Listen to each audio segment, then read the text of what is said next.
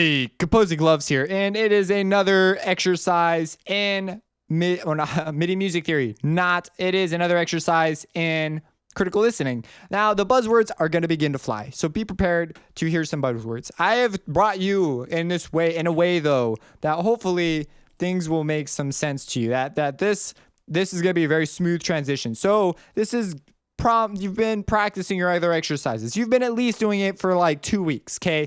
You've been sitting down, you've been listening to frequencies and samples with a high pass and low pass filter, like such. So you grab a sample, or you've been doing it with noise, but hopefully you've been doing this with samples as well. So you've been doing this with noise. So you've been going down and you turn off your bands and you just turn on the high pass and low pass. And we choose to use TDR Nova simply because it's free and it's an amazing plugin with some exceptional filters. So we're going to, you just do this, and you've been going through and being like, oh, this is what 20 to 50 hertz sounds like. And you've been doing this with noise as well. So you've been building up this sort of sonic vocabulary in your mind of what these things sound like. So you've got that now. So you've been doing that at least 2 weeks. Just if you haven't been doing the samples, toss some samples in there, do it a couple more days. You may consider moving on to this as well, because the noise is quite satisfactory as well. However, samples are just going to be a little more applicable. So now we're going to toss in the next level. So we're not dealing with these filters anymore. Now we're moving on to these. Now, when you practice, I want you to practice for the first 5 minutes with noise still. You need to do that every day. It just piles up over time. You'll get better. Another thing you could do is just listen to individual frequencies. You should be able to tell 100 hertz, 1K, 10K, and then you could slowly work your way into picking up more frequencies. But you should really learn those ones first. So just sinusoidal waves. Now, this exercise, we're looking at this from a listening perspective, not a mixing perspective. One thing that's really important, especially if you're using FL, make sure your fruity limiter is essentially off. In fact, you could get rid of it because you want to hear clipping if it's occurring. You do not want this. Bad for your listening environment. It's going to train you wrong if you have that on there. And then what you need to do is you need to make it you need to take your level down. So it's peaking at -9. Okay, so -9. In fact, let's go to 12. We're working with digital audio, so don't even worry about it. So you've picked some samples. It doesn't have to be a drum loop like I have here. We're talking about the samples we'll use in a second. So you're going to have it peaking down really low. If it is too soft for you, guess what? You own a volume knob. So just turn your volume knob up. That is a very important step. Make sure it's a comfortable listening level, and you don't want it clipping so that we get the true thing, what's actually happening to our signal, as clean as possible. So I actually have it going through mixer insert 1. And if you're concerned about it clipping or whatever, or you switching applications to a loud volume thing, you could turn the fader down and leave this at unity. In fact, that's probably a more reasonable thing to do. But for now, this is how we're dealing with it. So, okay, so you've picked out your sample. I picked this one, and we'll talk about, again, sample content in a second. What is the exercise? What is it? So you've been building up this vocabulary. Now it's time to start making this vocabulary, this exercise we've been doing, really useful. So we're going to bring what you do. You can leave the Q where it's at. So I'm at 0.4 on the Q. If you're on another equalizer, just type in 0.4. And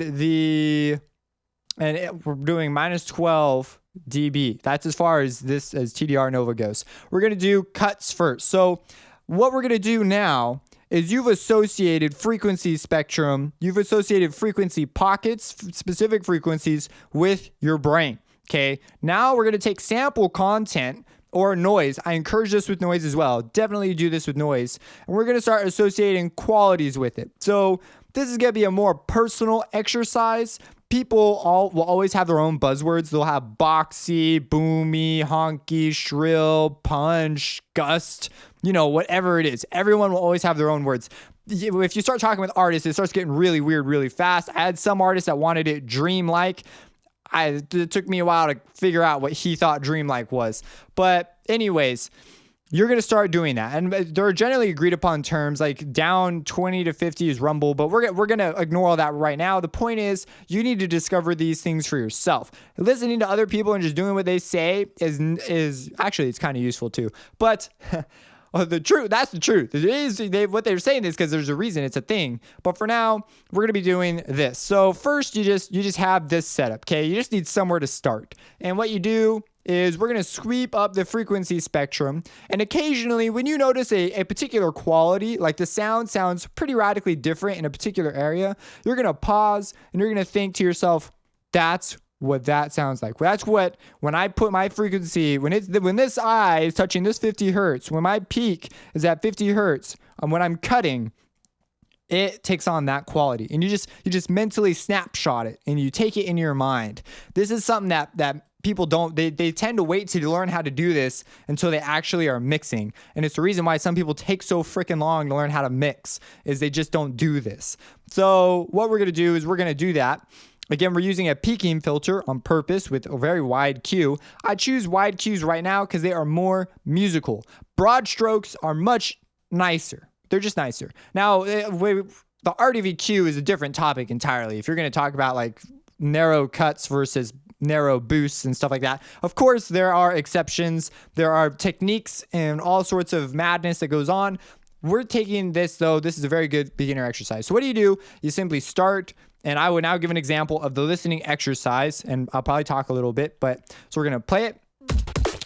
And I've got my filter on. It's already affecting the sound, so I kind of capture this. In fact, I might even turn it off. In fact, let's turn the gain up to 0 first, so we get the original sound.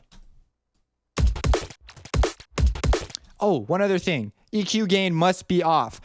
Some people who know what this is, if you don't know what it is, don't worry about it. Turn it off. Okay, I know how useful this is. I know what it does, but you're going to run into EQs that don't have this, and you need to understand what an EQ does. So we're going to work with it off for now. We'll explain what it does a little bit later. So EQ gain is off. So we capture our original sound, and we take our gain down. And we notice a change. There was a slight change there. If you didn't pick it up, don't worry about it right now. Now we're going to start sweeping up the frequency spectrum.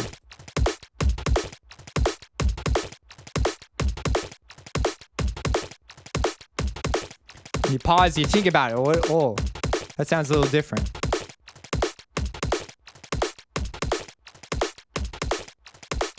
That sounds really different right there. Notice the change right there. It's not like a huge change. Like, it's kind of interesting that we can cut right here like that. You hear the rumble start to come back in when with the Q of this range, you hear the low end back. That's a very noticeable change. So you think about that. Now listen to that. That's probably the most noticeable one we've had thus far. So really think about that one. And think about the content we have in our sample too. And so anyways, that's what you do. You go up all the way and you make notes. Next thing you do is you do the same thing. You start at 0, and then we're going to go and we're going to boost it. And you're going to notice that boosting versus cutting, that's one of the big pluses to this exercise. You're going to get mega benefits from understanding what a boost would sound like versus a cut. So that's why the EQ gain is no bueno right here. You need to understand, we'll talk about what this means a little bit later, because you are being tricked a little bit psychoacoustically with what's going on here. And so you need to understand before we walk into something like that, we got to talk a little bit more. So we're going to start it. I'm just going to demonstrate it, and we'll move up. You might want to take more time, really make some observations, maybe even write them down, come up with your own buzzwords, whatever it is. However, we'll talk about those in a second. So now we're going to boost it.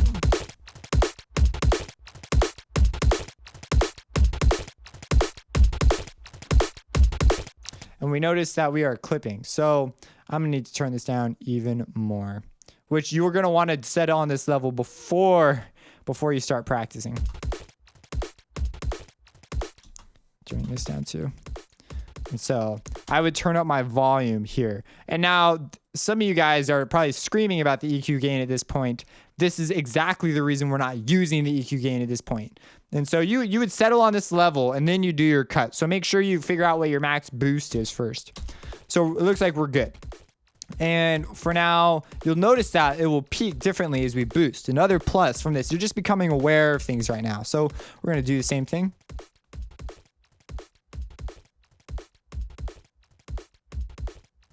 See, we're clipping right now.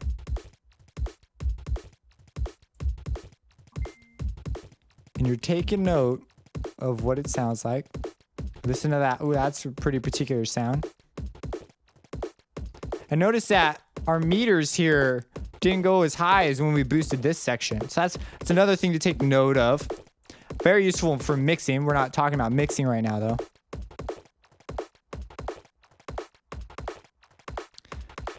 So you notice boosting sounds really different. And you hear the high content. You hear that squiggly sound. That's a boosting thing. Now, there's a number of things that come into play here. We are not talking about EQ. What we're doing is we're just listening. We're gaining these vocabularies. We want to understand what an EQ will do to our sound. Now, if you're lucky and you have EQ gain, you can do the same exercise with that on. We'll talk about that later, though. Again. So, what about the content? So right now you've been doing this, and there's a couple of things you should get used to hearing. When people talk about 20 hertz to like 60 hertz, they're going to be talking about rumble.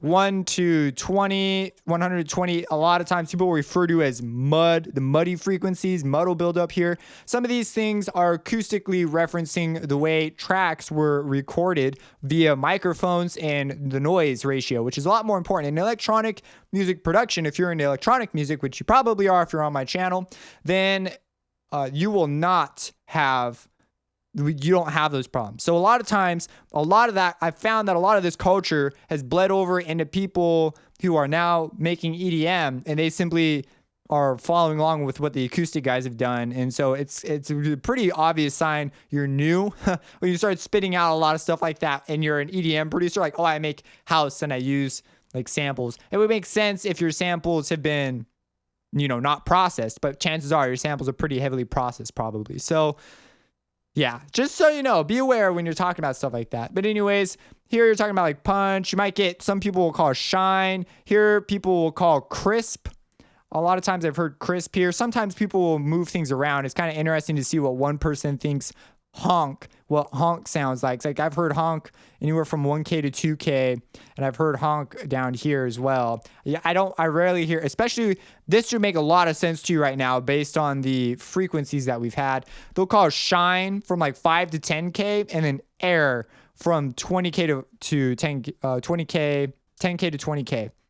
So one thing you should be aware of also when we're dealing with something like this is you need to have experience with different samples. So this drum loop's great, but it's not enough. You should try stuff with guitars, pianos, vocals, full mixes. Can't recommend full mixes enough. Very great source. Obviously, your standard should be noise. You need a reference point that is just simply always going to be a reference point and is equal. And so noise, pink and white noise are excellent examples. You might even have brown noise in there if you're like really crazy. But anyways, that's the exercise. So just start doing that. It's literally so powerful to just go up and down and just listen and gain a critical listening ear. Acoustic would refer to outside vibrations. So that is the exercise. If you have any questions about this, let me know. If you disagree with some of the methods, let me know and suggest how to improve them for new people who are watching this. Like it if you agree with that person, or like this video if you like what this exercise. So again, you're going to want to set your levels before for your boost, and watching your levels is not a bad thing. However, be aware that I highly recommend setting this frequency thing with a knob that you could control. So like in FL, you could click that, and then you go to last tweaked, and you could go link to controller, and I could link it so I could control it via here. And it would be a really stellar idea to turn my gain down and then close my eyes and turn the knob and listen. That is the best way to do this exercise, okay?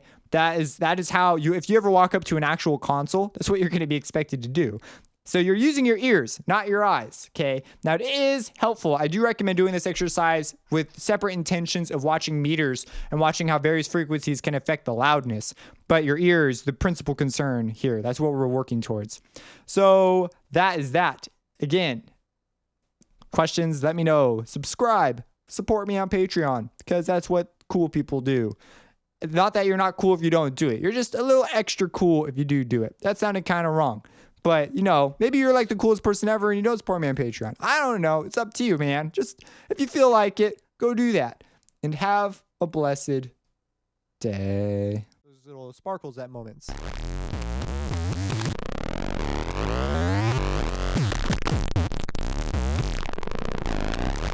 So essentially, so that's the sound. And it was made completely in citrus, no external, nothing. And ideally, you'll take it, you'll find a moment in it that you like, and you'll use that moment.